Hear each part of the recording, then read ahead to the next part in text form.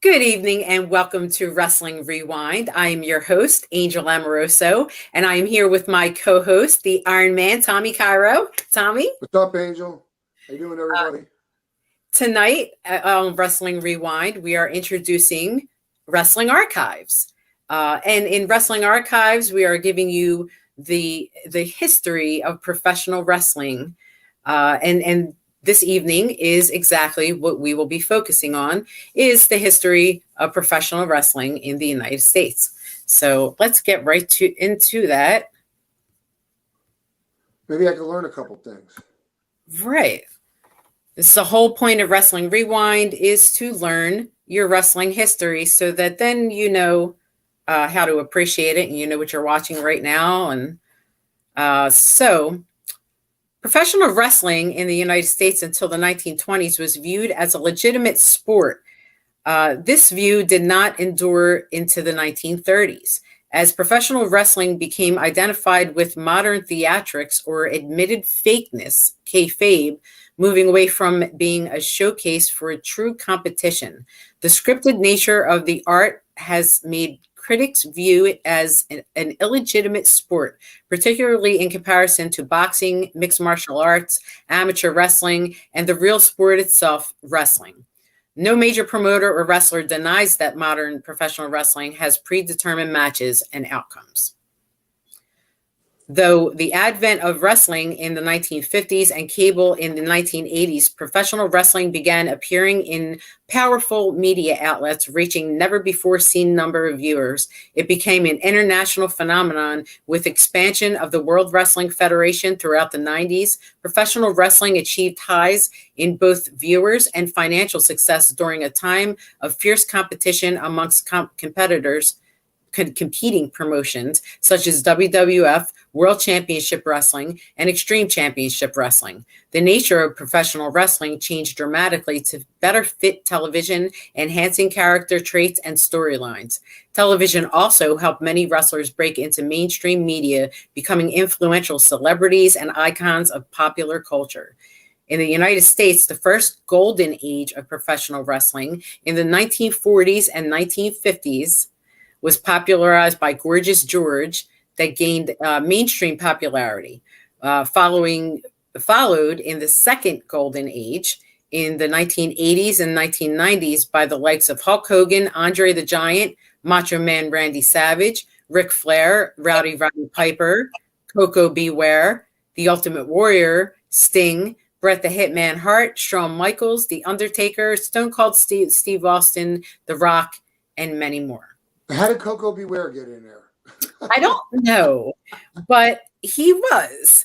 So the beginnings from the 1860s to the 1840s. So we're going way back here in wrestling history. So, sit down and maybe get some popcorn and a drink because it's long. So the carnival days of professional wrestling, in the sense of traveling performers paid for mass entertainment in stage matches, began in the post-Civil War periods in the late 1860s and 1870s.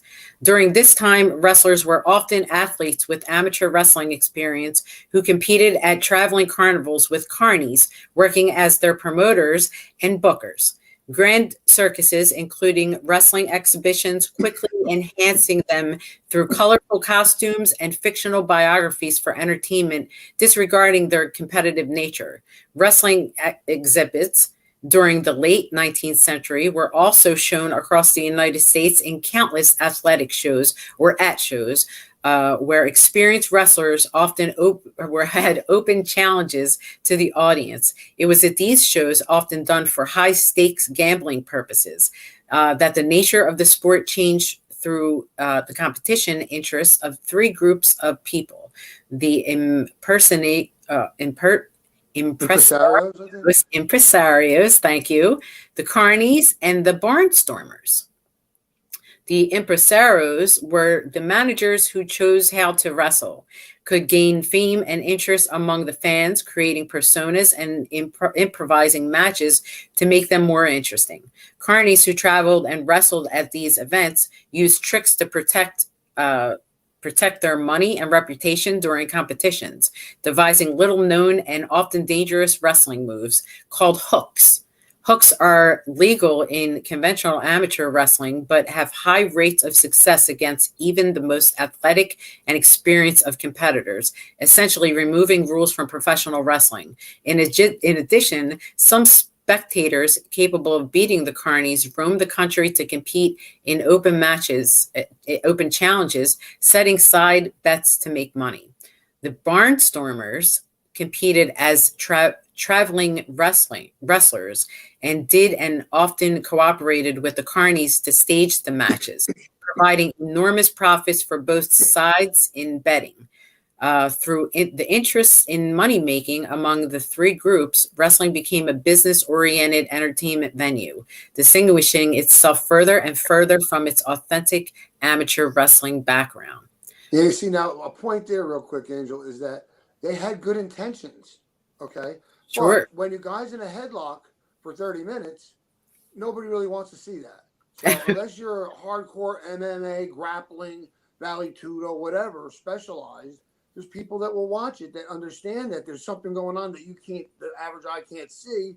But in a minute, the guy's going to be turned over and have his hand cranked up to his neck, his arm cranked up. So, they had good intentions. It wouldn't work. So if you're going to make money, you got to do what you got to do. So you work the matches and everybody gets paid, hopefully. Right. And the moves had to come from somewhere at some time. And even if they were making them up, someone had to make them up at some time, call them hooks or shoots or whatever you call them. But, someone had to invent them. And these are the gentlemen who did. So wrestling performers were arranged in a pyramid hierarchy of fame and money based strictly on athletic talent. The lowest were the journeymen, young performers with promise and some skill, but who relied mainly on showmanship to gain fans. The actual wrestlers, called shooters because of their ability to shoot or real fight matches competitively, were more successful and less common. At the top were the elites, or the hookers, named for their ability to use arcane wrestling hooks to inflict damage and serious injury on the competition without much effort. Wrestlers considered themselves among a select group and often kept the fact that their sport was commonly faked to an extent in high secrecy. They used a jargon of their own, often shared with carnies, to communicate so the audience would not understand them, including the word kayfabe.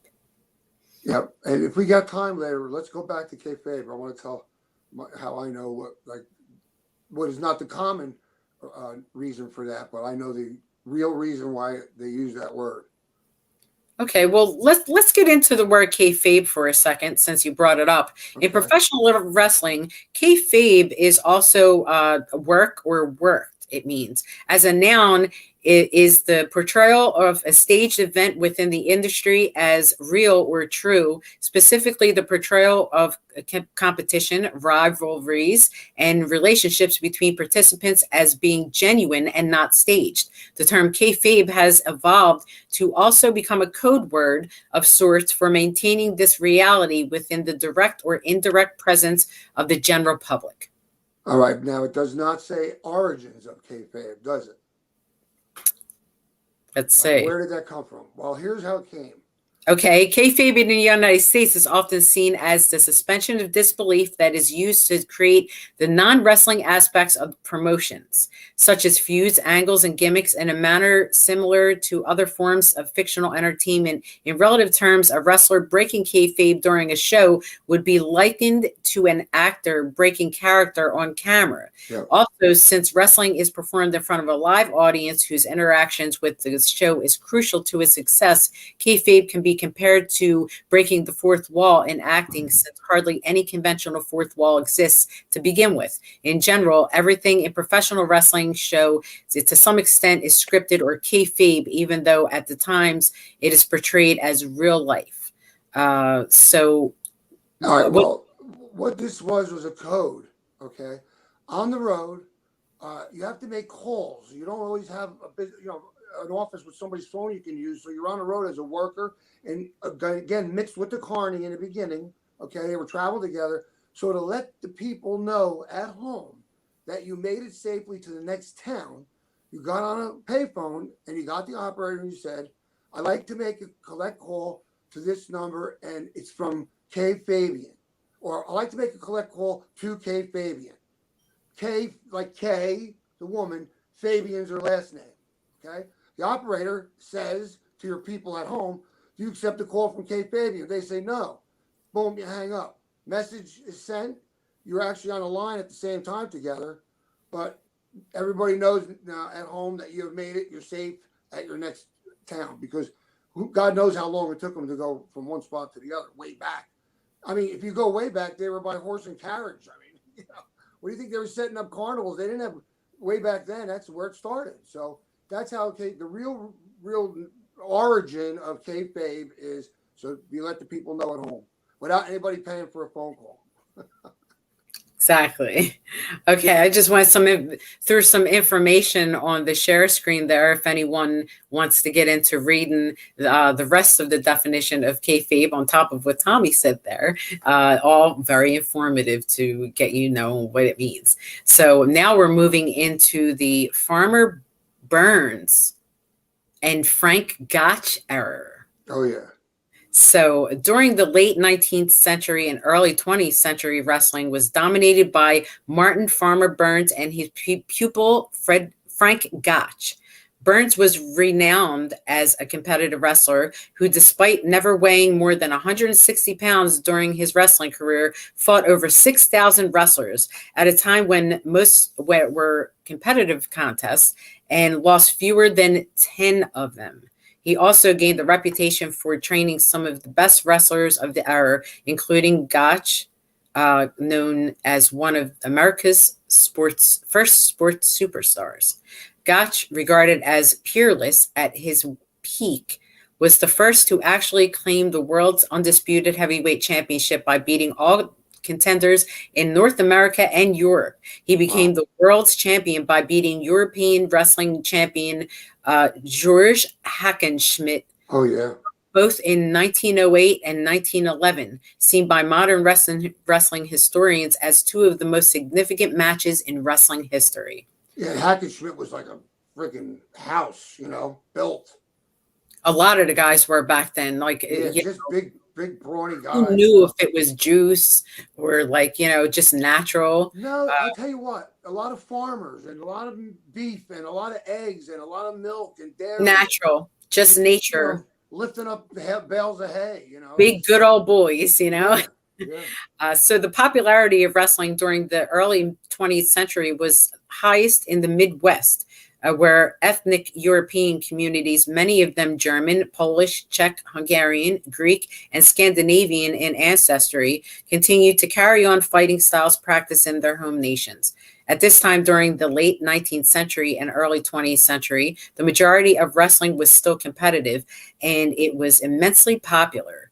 In fact, wrestling's popularity was second only to baseball from 1900 to the early 1920s, launching trading cards and competitive wrestling programs in colleges, high schools, and athletic clubs, legacies that have endured to this present day. Yep. Wrestling's popularity experienced a dramatic tailspin in 1950 to 1920, becoming distanced from the American public because of widespread doubt of its legitimacy and status as a competitive sport. Wrestlers during the time recount it as largely faked by the 1880s.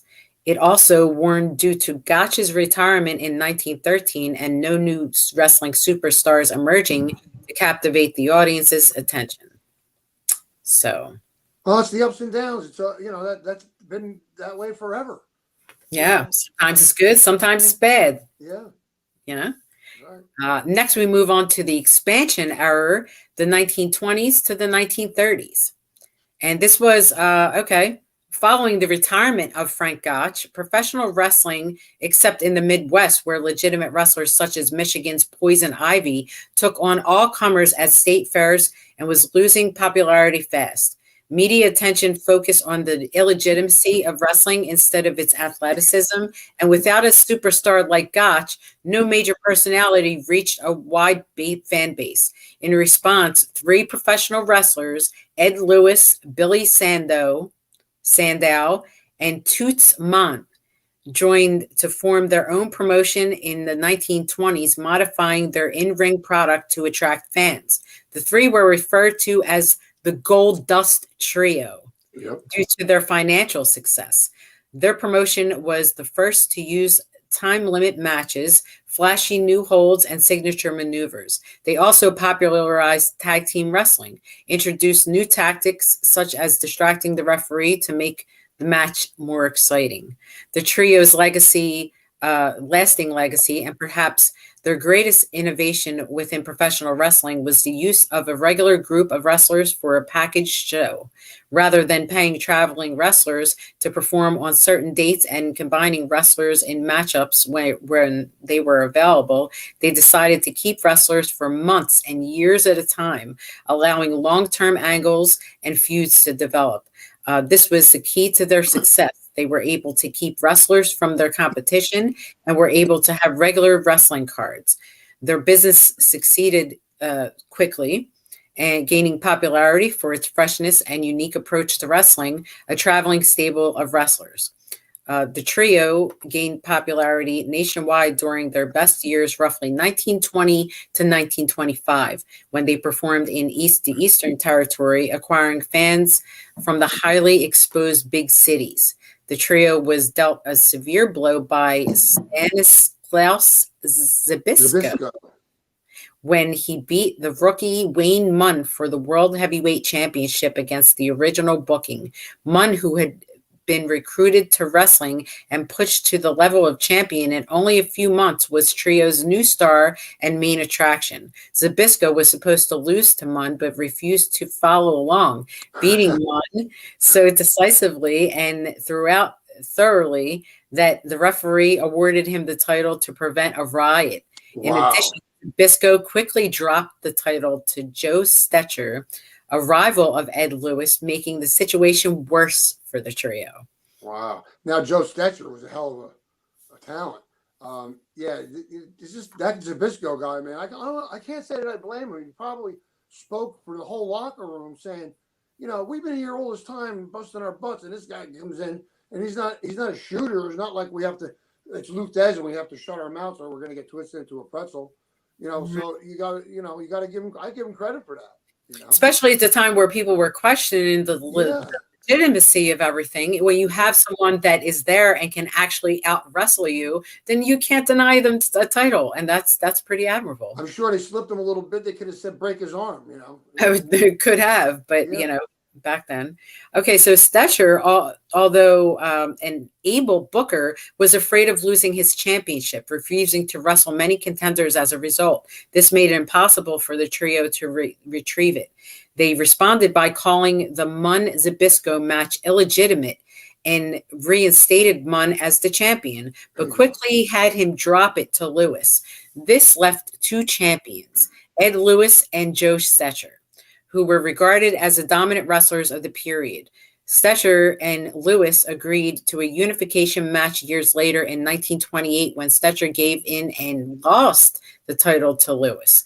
By this time, the Zbyszko double cross had already caused an irreparable damage, distracting from the trio's dominance over wrestling industry. In addition, the buildup of Munn, followed by such a humiliating loss, had devalued his title and credibility as a major wrestling superstar permanently. Yeah, well, that's the promoter's fault for doing that. He set him up for failure. Yeah, you can't stick people in. There's plenty of examples of that, but still it happens, So next we move on to the growth of wrestling promotions. In March of 1887, Evan Lewis defeated Joe Acton for the American Catch-as Championship in Chicago.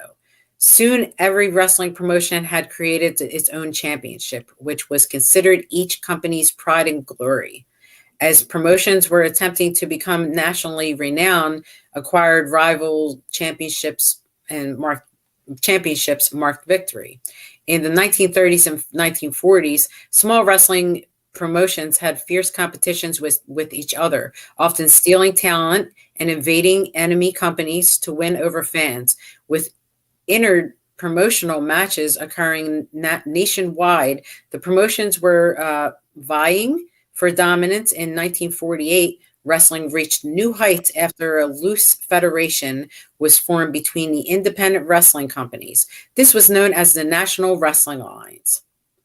In the late 1940s and 1950s, the NWA chose Lou Thesz to unify the various world championships into a single world heavyweight title. Thesz's task was not easy, as some promoters reluctant to lose face went so far as to shoot title matches to keep their own champions popular with the fans. Yeah, well, if they were good enough, yeah. Why not? You want to focus on your own. Now we're moving on to the television era, the television era, 1950s to the 1970s. The list of pro wrestling studio television shows was taped on December 18th, 1942 at WRBG TV in, let me get this right, Schenectady, New York, at a time when few Americans owned television sets. We were just talking about this the other day. The earliest successful recurring wrestling program was Hollywood Wrestling in Los Angeles, which debuted on KTLA in 1947 and was syndicated in numerous U.S. cities by 1952. From the advent of television, professional wrestling matches began to be aired during the 1950s, both locally and nationally, reaching a larger fan base than ever before. This was an enormous time of growth for professional wrestling, as rising demand and national expansion made it much more popular and lucrative form of entertainment than in decades previous. This was called the Golden Age. For the wrestling industry, it was also a time of great change in both the character and professionalism of wrestlers as a result of the appeal of television. Wrestling fit naturally with television because it was easy to understand, had drama, comedy, and colorful characters, and was inexpensive for production. I guess back then it was. From 1948 to 1955, each of the three major television networks broadcasted professional wrestling shows, the largest supporter being the Dumont Television Network. Yeah, that ended up being WOR Channel 9, which is where the wrestling I watched originated from. New York, New Jersey, New York? Yeah, it was coming. They were taping it from Washington, D.C. at the Capitol Arena. That was the heavyweight wrestling from Washington, it was called. And that's what I grew up on in the very, very beginning. But, the TV thing, it didn't cost much to produce at that time. Plus, if it was popular, they were selling commercial time. So, they were making money. Everybody was doing real good back then. And then we move on to gimmick characters. Gorgeous George became one of the biggest stars during this period and gained media attention for his outrageous character, which was described as flamboyant and charismatic. Already popular among wrestling fans, he became renowned after comedian Bob Hope noticed his performance in the Hollywood Legion Stadium in 1945 and 1946 and began to use him for jokes on his radio station. Wow.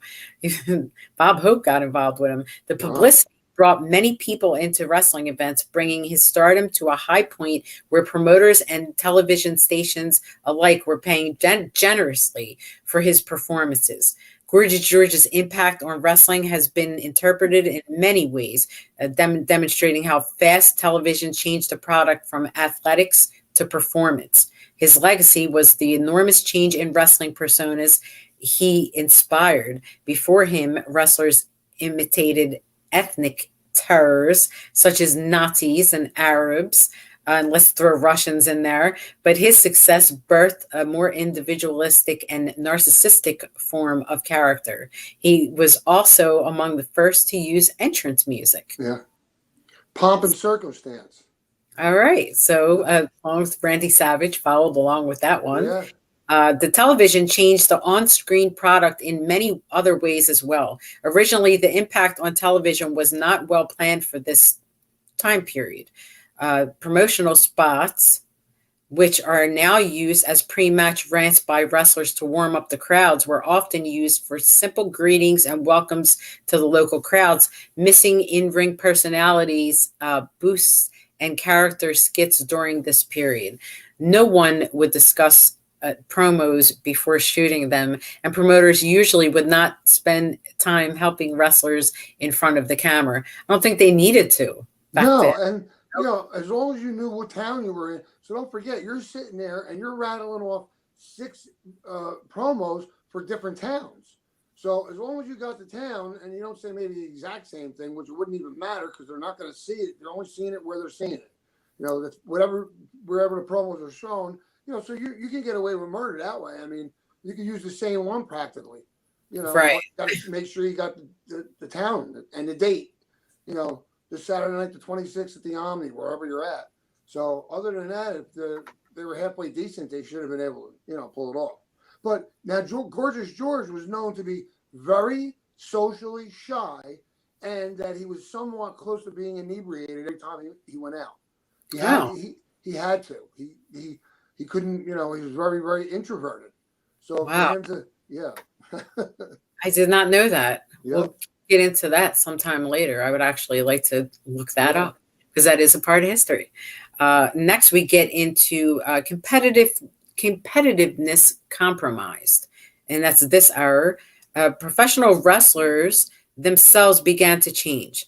As popularity grew during the mid-1950s, many more wrestlers joined the ranks of the business, and the number of professional wrestlers grew to over 2,000, far more than ever before. Many new wrestlers began fresh without notions of athletic sportsmanship that was popular in competitive arenas. However, they began with dreams of becoming televised superstars. This proved especially true as the product began to lose athletic talent, relying on blood and acrobatic performances.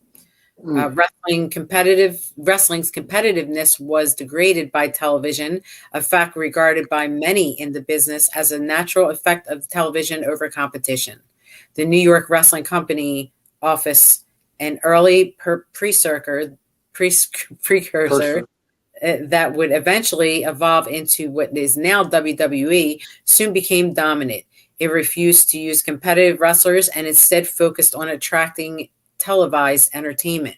Perhaps the first of the more comic book-like characters known to professional wrestling today was Antonio Rocca. Comparatively weak in wrestling ability, his marketable personality and barefoot acrobatics attracted fans and made him a national superstar, especially popular among Italian and Hispanic fans. The New York Wrestling office used him to revive the promotion on television and found him far easier to exploit than a more athletically skilled wrestler, enabling the office to negotiate wrestler contracts tremendously in its favor. Yeah, it doesn't make any difference. If a guy makes money, that's what it's about, and the promoters don't really care. So I guess if you're in the back, you got to deal with it, Either step up your game and, maybe add some of that to your character. I don't know what else you could do. Right. Exactly. It is, after all, it is about money and it is about entertainment. And whether the purists like it or not, it's what it puts asses in the seats. And if that's what it is, and that's what it is. My son will show me a video and it'll have 9 million. And I'm like, it's stupid. But this is what you're talking about. People today like wrestling differently than we were brought up on. And I don't know how that's going to change. And maybe it won't. Maybe it won't. So the moderate slowdown era, by the late 1950s, professional wrestling had lost its high ratings, and producers, realizing that they had overexposed it, soon dropped most wrestling shows from their lineups. The remaining televised wrestling promoters had small, local syndicated shows, which networks producers placed as late night and Saturday night or Sunday morning afternoon fillers rather than signature programming. Promoters used localized television as a weapon for eliminating the competition by purchasing airtime from rival territories, effectively putting them out of business.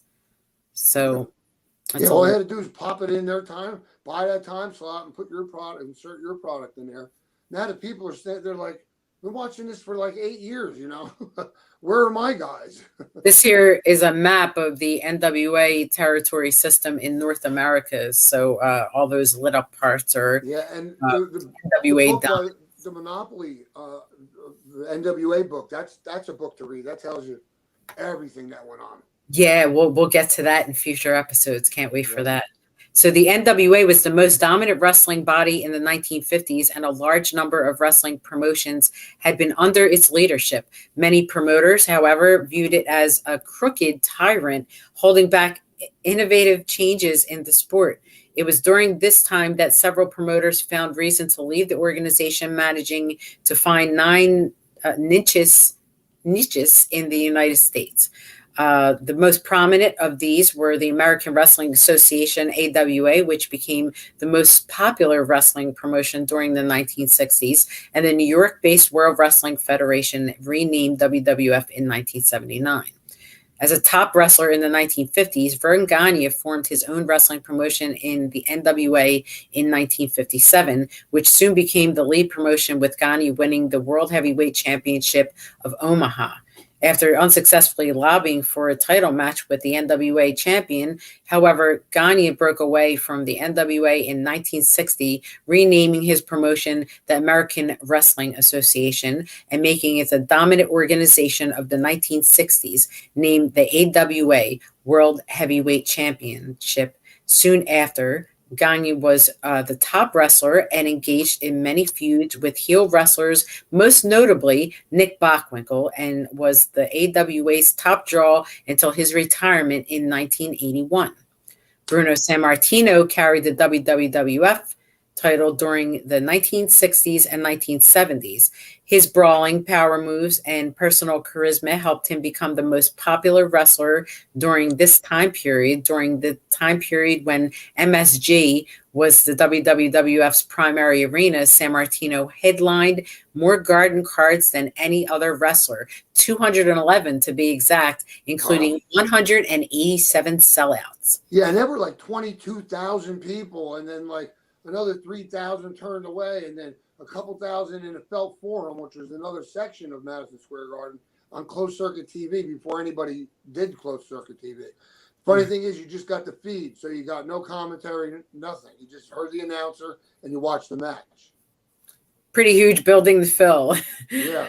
So the AWA was no longer the top promotion after the WWF rejoined the NWA.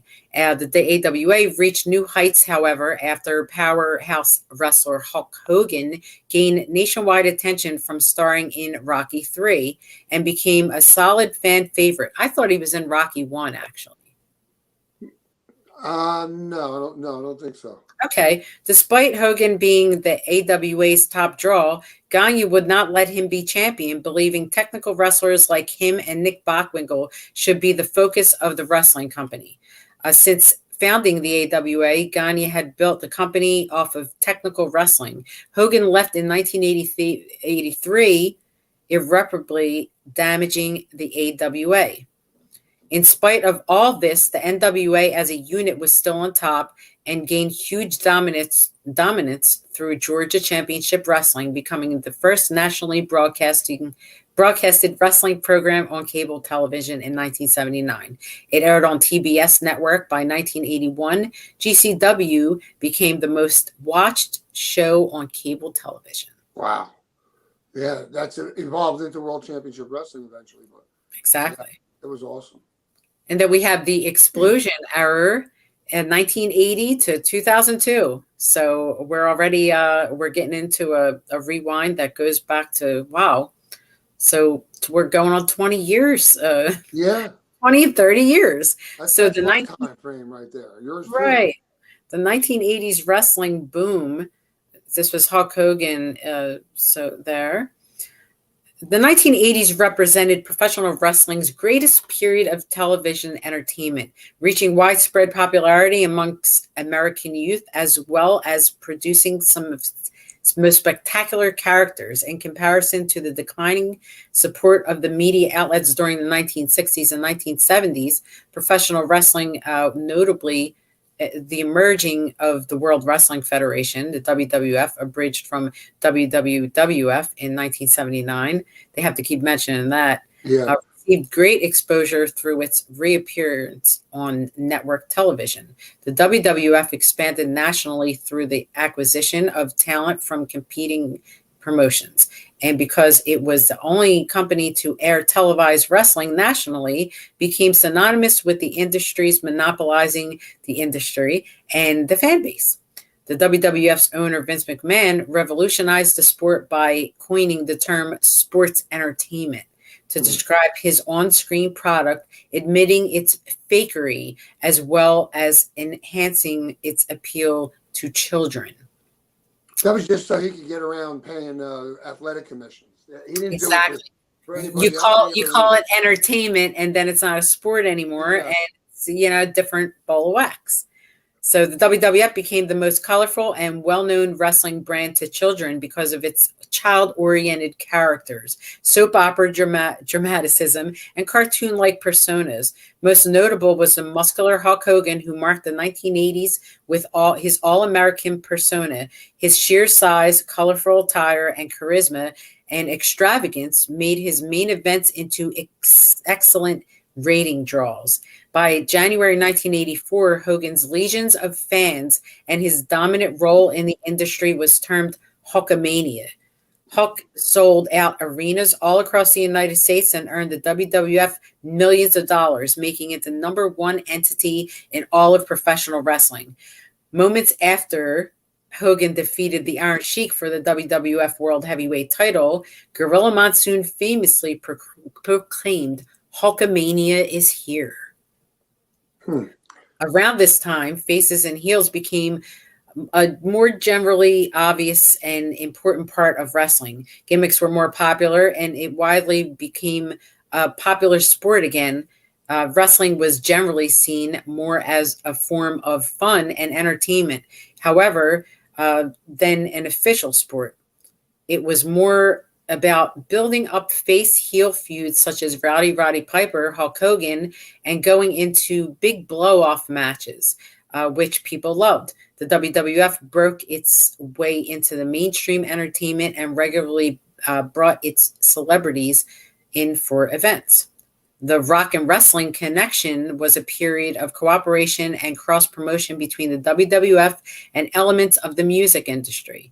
The WWF attracting a degree of mainstream attention, with Cyndi Lauper joining in 1984, and WWF personalities appeared in her music videos. Hogan gained mainstream popularity for appearing in the film Rocky III, reaching to an even greater level of celebrity. In 1985, Hulk Hogan's Rock and Wrestling, an animated television series starring the character of Hogan, expanded Hogan's young fan base. In the meanwhile, the NWA's renowned and highly successful territory system was slowly dying, with Jim Crockett Promotions becoming the center of the entire NWA, while the WWF had their major stars at almost all of their shows. The NWA could only manage to have a few stars at one show at a time, so as to promote the product in every territory. So after the WWF gained huge dominance with Wrestlemania, Crockett responded to the success of the WWF as a successfully acquired time slots on TBS, and would continue to buy out the NWA promotions between 1985 and 1987 as well. The advent of nationwide television also weakened the system. Wrestlers could no longer travel to a new market and establish a new persona, since fans already knew who they were. Meanwhile, McMahon took advantage of this phenomenon by purchasing promotions all over the continent in order to produce a widely popular nationwide television program and make the WWF the only viewing choice. So creating a monopoly, pretty much. Yeah, I mean that's what kills it. That's how the business dies. You got to have competition. Where are you going to get your guys from? Exactly. And when they're all lumped into one place. Yeah. So to counter the NWA's primary supercard starcades, the WWF created its flagship show, Wrestlemania, Available on 135 closed-circuit networks, the show was a huge success, with Hogan, who won in the main event, going to appear on the cover of Sports Illustrated. After the swimsuit edition, it was the magazine's bestseller, and following Wrestlemania, 4 WWF programs were amongst the 10 most watched shows on cable television. Professional wrestling began to become mainstream thanks in a large part to the appeal of Hulkamania amongst children. Large television networks also took wrestling into their weekly programming, including Saturday Night's Main Event, premiering on NBC in 1985, and the first wrestling show to air primetime wrestling since 1955. ESPN also began airing professional wrestling for the first time, first airing Pro Wrestling USA shows, which were created as an alliance between the NWA and AWA in 1984 in an effort to counter the national success of the WWF was gaining, and later AWA shows after Pro Wrestling USA fell apart by 1986. The WWF also became an international success too.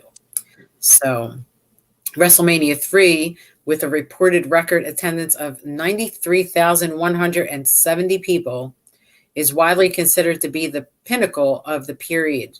The episode of the main event is the highest rated professional wrestling televised show to date, with 15.2 rating and 33 million viewers. Both had a main event featuring Hulk Hogan battling Andre the Giant for the WWF World Heavyweight Championship. Following WrestleMania 3, the WWF added its franchise and created both Survivor Series to the counter programming against Starrcade directly on pay-per-view, and the Royal Rumble to counter programming against the Bunkhouse Stampede, originally on the USA cable networks, before transitioning to pay-per-view in subsequent years. The NWA responded by creating Clash of the Champions on TBS to compete with WrestleMania.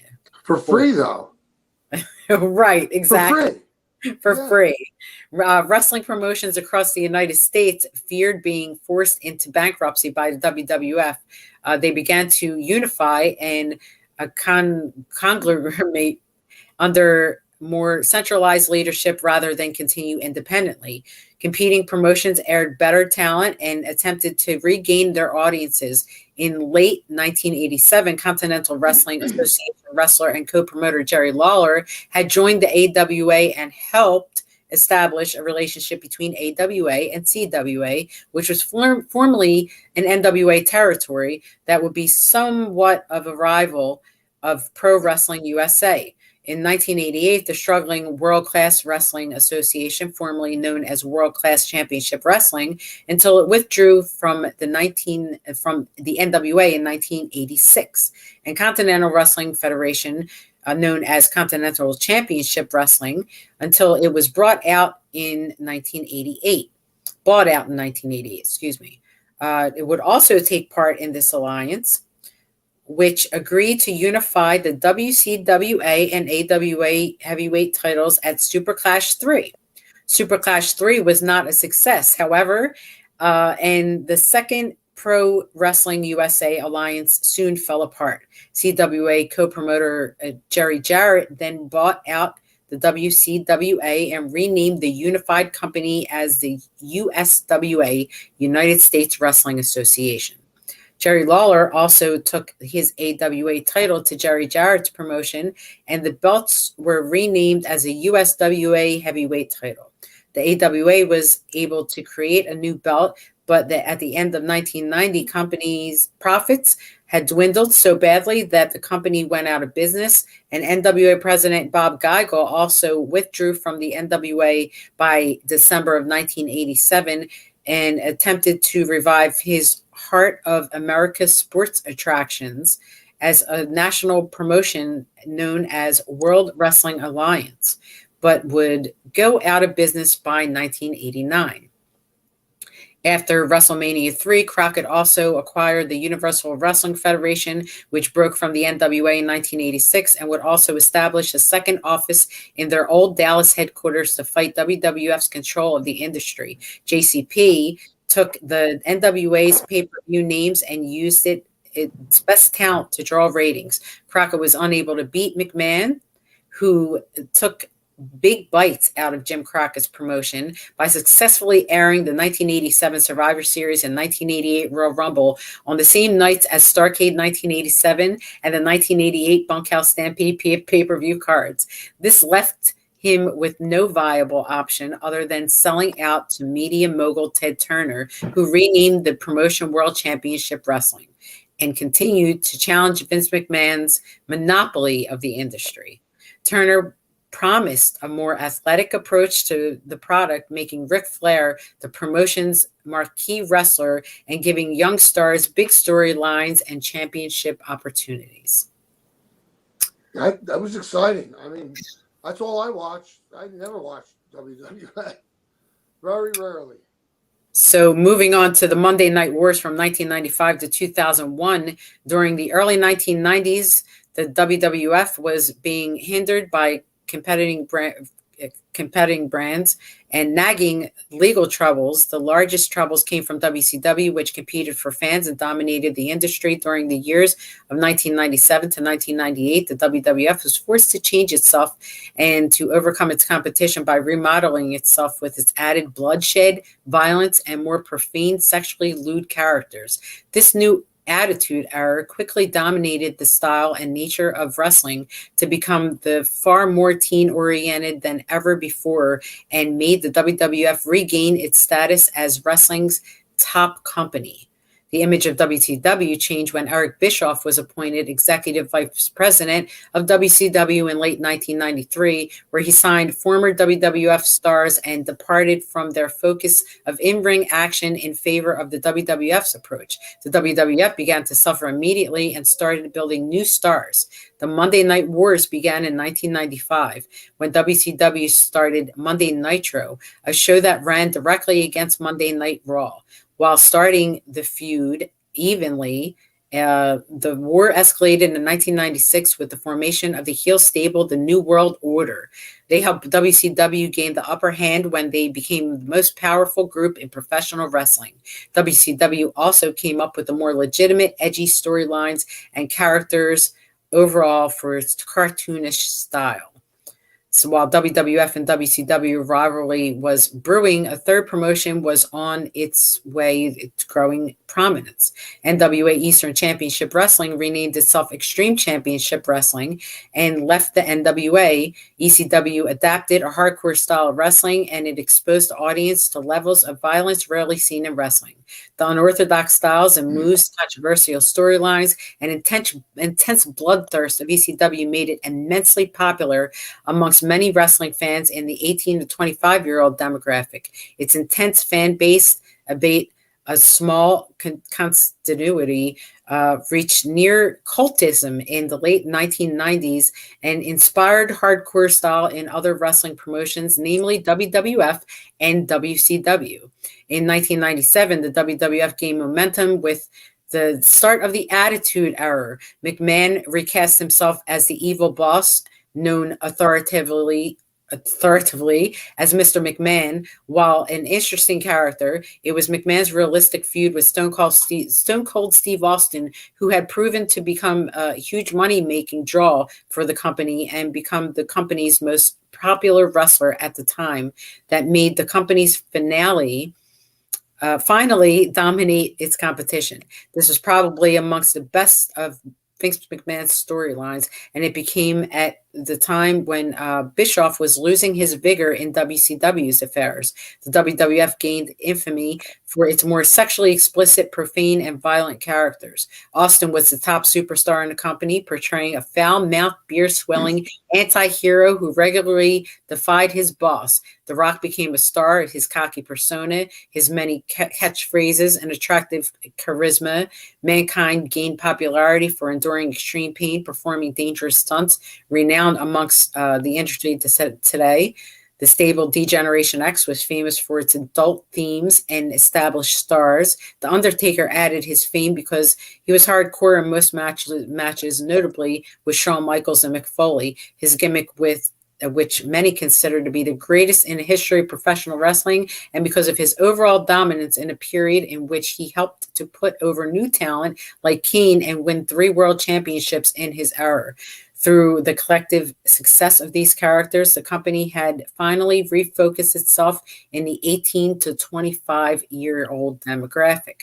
By the start of 1999, both shows were consistently getting ratings of 5.0 or higher, and over 10 million people tuned into Raw and Nitro every week. Wrestling continued to grow as wrestlers made the mainstream media. From 1998 to the momentum was in WWF's favor for the remainder of the wars, with Raw dominating Nitro in the ratings. WCW continued its decline as their main eventers were in their 40s, pushing 40, and younger talent were never given the chance to be elevated to the main event status, and their attempts at improving failed to turn the ratings tide, with Raw getting double the amount by 2000.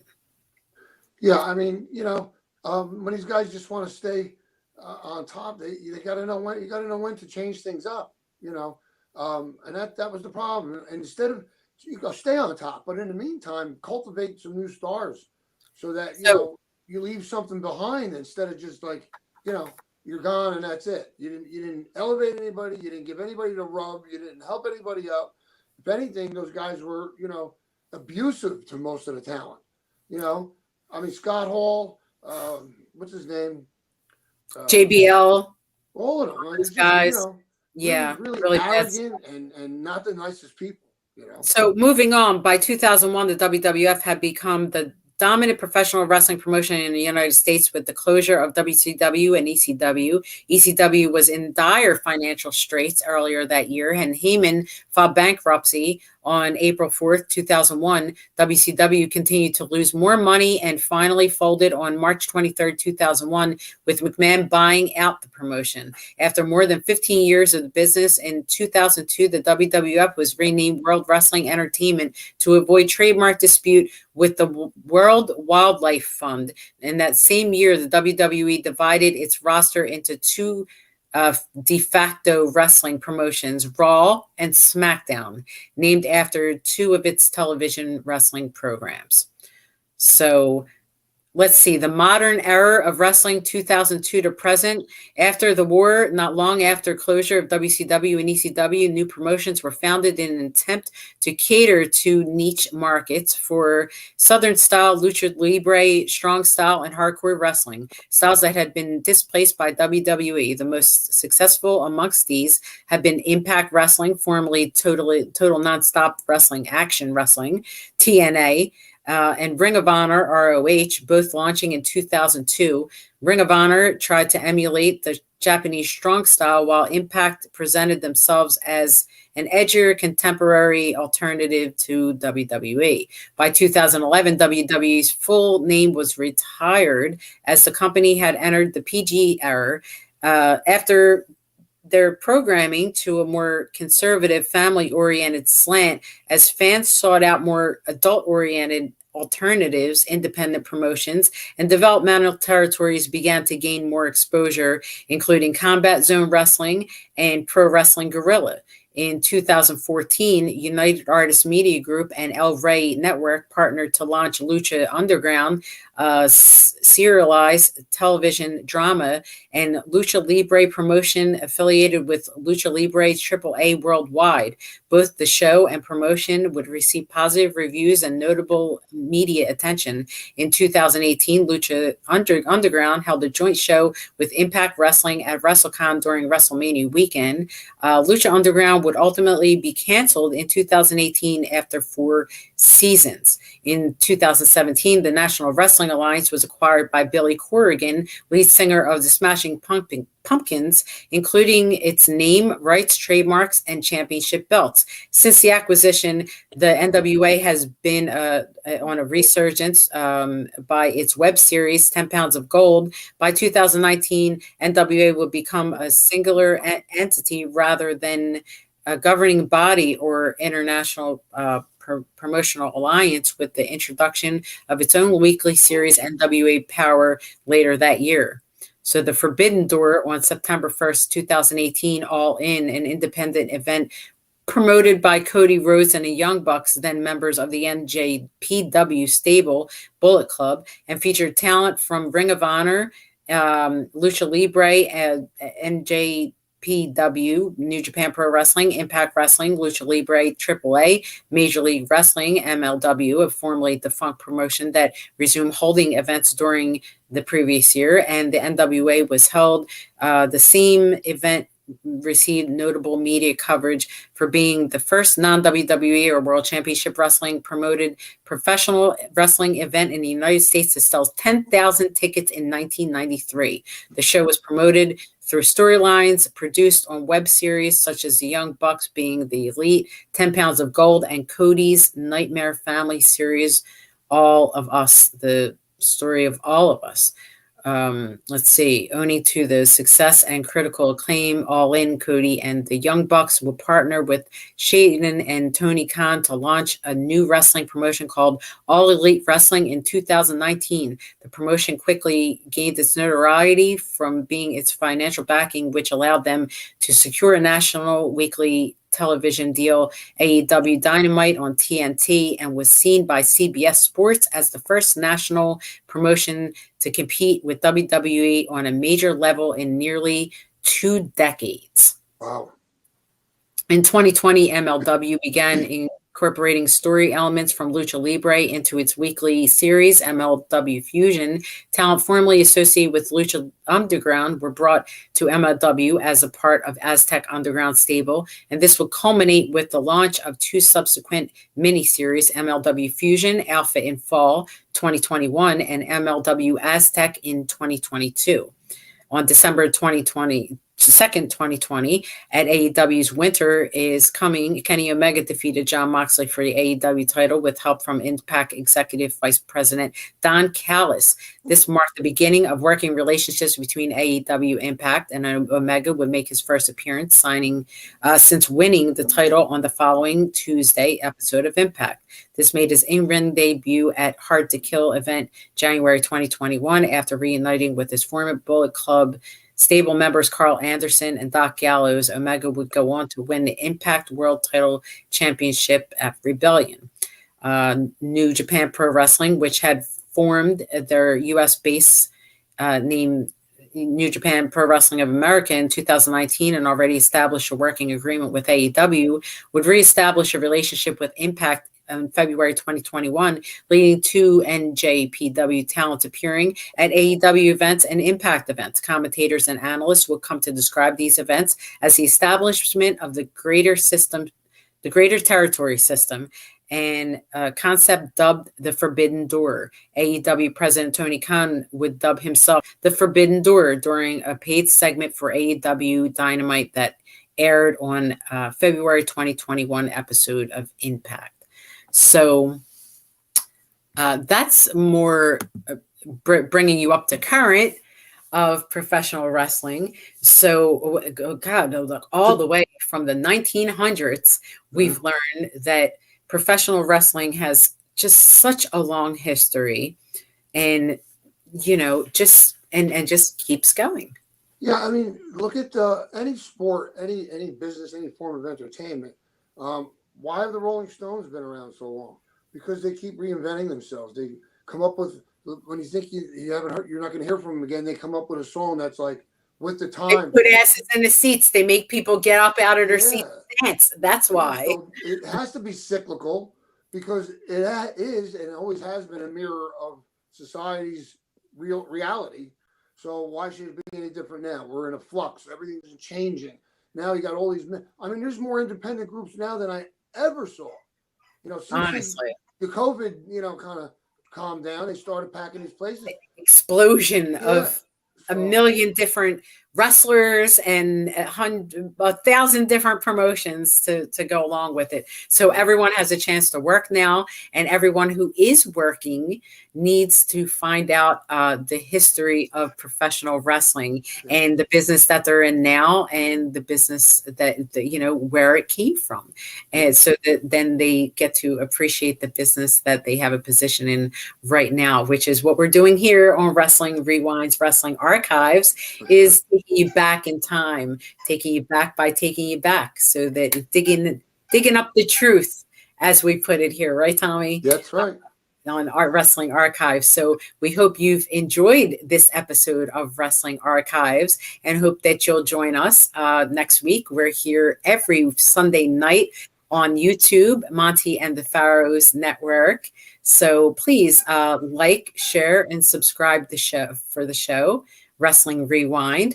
And I am your host, Angel Amoroso. And for my co-host, Tommy Cairo, have a nice night. And a nice good night.